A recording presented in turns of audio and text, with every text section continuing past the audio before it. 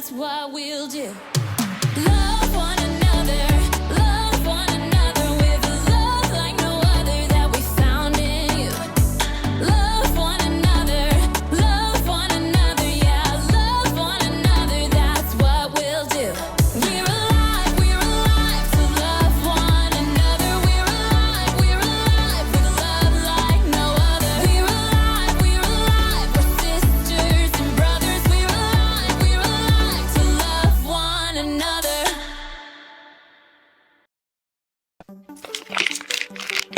Some nuts, dried fruit, more dried fruit. Oh, chocolate, definitely chocolate.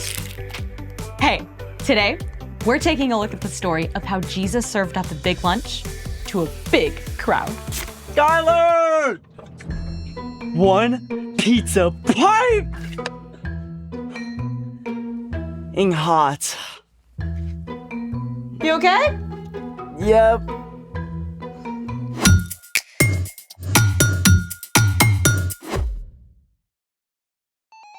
Hey guys, I'm Skylar. And I'm Sebastian. This month, we're talking about how following Jesus changes the way we treat others. Right, Sebastian? Still not feeling great? I dropped your lunch. Total klutz move. It's okay. I didn't really want pizza. You're literally wearing a pizza shirt. And that growl came directly from your stomach. Okay, but that's besides the point. I mess up all the time. Mistakes and accidents happen. You're worth so much more than a dropped pizza. I guess. I just want to go back and change the great pizza catastrophe of 24. How about we make our own instead? Make our own pizza with what? The Story Lab always comes through. Oh, and the snack pantry. I just restocked. Yeah, this could work. Let's make it. Okay, we're all set up. I got some string cheese I can use as pizza cheese. I got some tomato sauce. And I even found a can of anchovies. I definitely did not put those in the snack pantry. I want to try them. We're starting the dough for the pizza crust.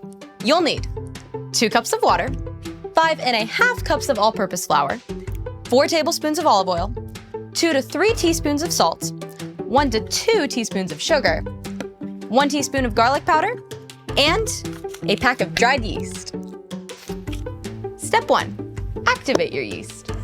Yeast is a type of microscopic fungus. When it's activated, it pumps up your bread dough to make it soft and fluffy.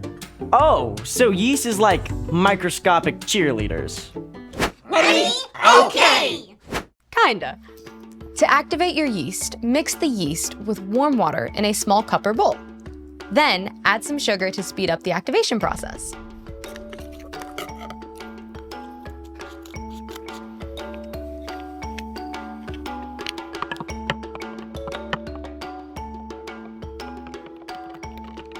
Step 2. Use a sifter to sift the flour into a large bowl and mix it up really well with salt and garlic powder. We'll need these. This is why cleaning your workspace is very important.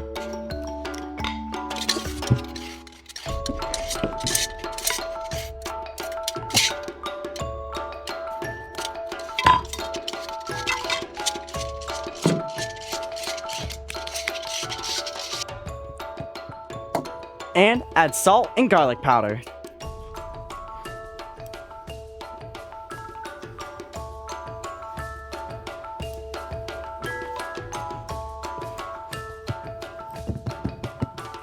Step 3, add in the olive oil.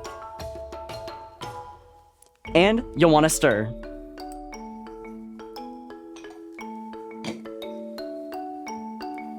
Then, wait 15 minutes for your yeast to finish activating. Whoa, I see little bubbles. That's a sign that our yeast is up and ready. Yay! Go team! Step 4. Gradually add your activated yeast to your dry ingredients and mix it up.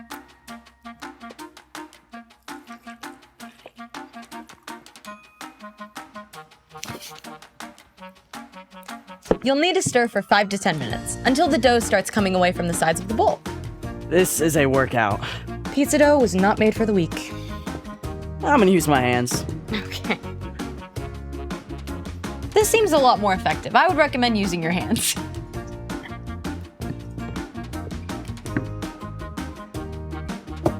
Can you move my cheese and tomato sauce?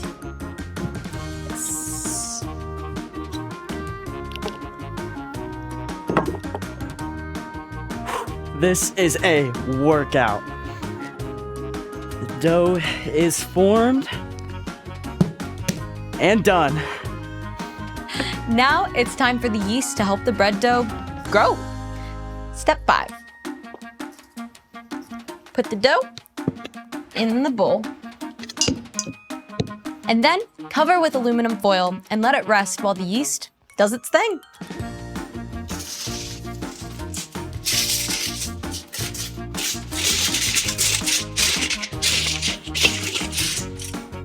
When you add yeast to water and flour to create dough, the yeast eats up the sugars in the flour and gives off a mixture of ethanol and carbon dioxide gas. The team's all here! The gluten in the dough traps the carbon dioxide gas, preventing it from escaping. And the more gas that forms, the more the bread dough expands. Go team! Let's get that bread! Oh, so the yeast makes the dough blow up like a balloon, and that's why it makes bread so fluffy. You got it. Now that the dough is covered, let it sit for 1 to 2 hours. See ya.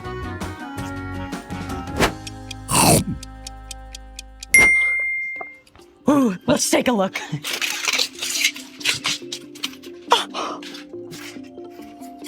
It's like double the size. Wow, it's huge. Yep, that's the yeast at work. Now, we just have to roll out the crust, add the toppings, and bake. Awesome. And speaking of all things bread, it's time for The story before the story. Today we're in the book of John, which tells the story of Jesus. John was one of Jesus' closest friends. He recorded stories from the life of Jesus. John described several important miracles that point to Jesus being the Son of God, so everyone would believe. Jesus did so many amazing things, and John was always right by his side. Which is where our story starts. Take it away. Hey everyone, I'm Erica.